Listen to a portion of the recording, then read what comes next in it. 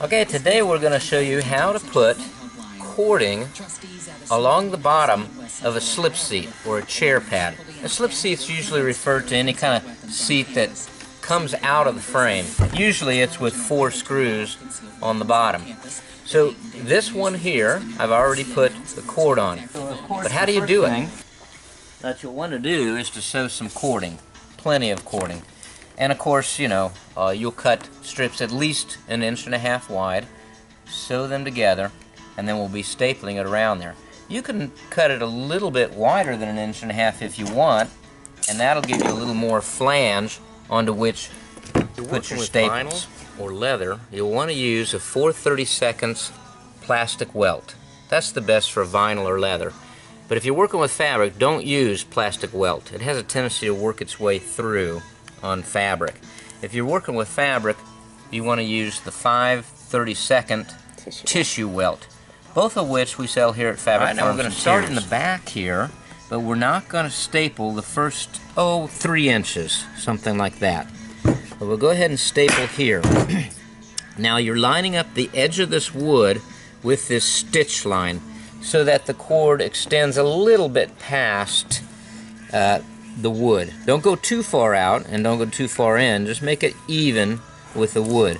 With a little practice, you'll get used to how that works. So I'll just extend out with my finger here maybe 3 or 4 inches, and we'll put some staples in. So on and so forth. Okay. Now when you get to the corner, sometimes you'll need to cut out a dart.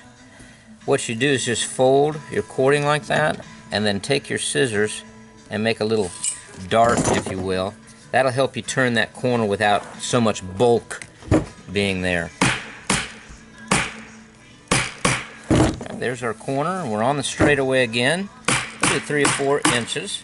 Again, we're lining up the stitching with the edge of this wood.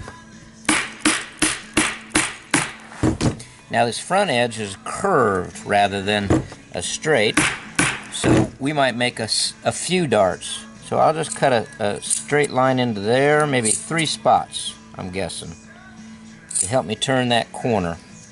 And then what I'll do is I'll come and make 3 small darts.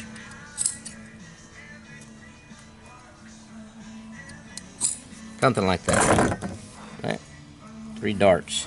That'll help me ease around this rounded front edge. Not really a corner on this one. It's more of a corner back there. Just happens to be the way it's set up. Alright, we've come around the front. Okay, so here's our last corner. And again, we're going to put in a little dart right here. Okay. Turn that corner. Now, how do you close this up? Well, you're going to cut your cording so that the 2 things of cording overlap about 2 inches. Okay? So there's about a 2-inch overlap here. Don't need this. Okay, then you can take a seam ripper, or if you're brave, like I am, then you can use a razor blade. And you'll just peel that out and cut the stitching back behind here. And this is why you want to use a kind of a wide stitch, so it doesn't take you too long. Peel that back about 2 inches. There's our exposed cording.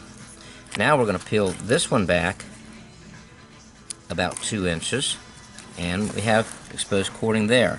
Now we're going to do what we call a double cut. We're going to take our scissors and go across the 2 things of cord and cut them like so. So these 2 pieces got cut off, and now our cording basically butts up against each other. Then we're going to take the strip of fabric that's closest to us, fold it around, and you want about a half inch of fabric or vinyl past the cord. Then you take the other strip of cord and lay it down inside of there. So now those 2 cords are touching down inside of there. Then you can take the strip of fabric or vinyl that's the furthest from you. Now if you have fabric, you want to fold this over first, like that, and then lay it down, because you have a raw edge. But with vinyl, you can get away with just simply folding it straight over. Okay, so there's the continuation. Now we just have to put some staples in this gap here.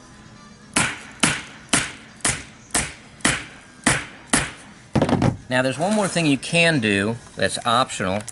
On the front, if this is a little floppy-doppy, you can, optional, you can add a cardboard tack strip. I'll go grab one real quick. Be right back. So this is a cardboard tack strip that we sell at Fabric Farms Interiors. So what you want to usually do is, you don't have to put cardboard all the way around, but it's always the front that kind of gets beat up and wobbles a little bit. So you can put the cardboard tack strip maybe around the front from here to maybe here. So here I go. I'm going to lay in my cardboard tack strip right here, and I'll lay it so that it's against this cording. And it will bend a little bit. Sometimes you don't even have to use a separate piece.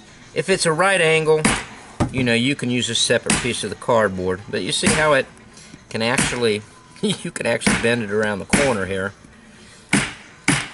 Now I'm setting it so that the cardboard tack strip is just slightly onto the cord here.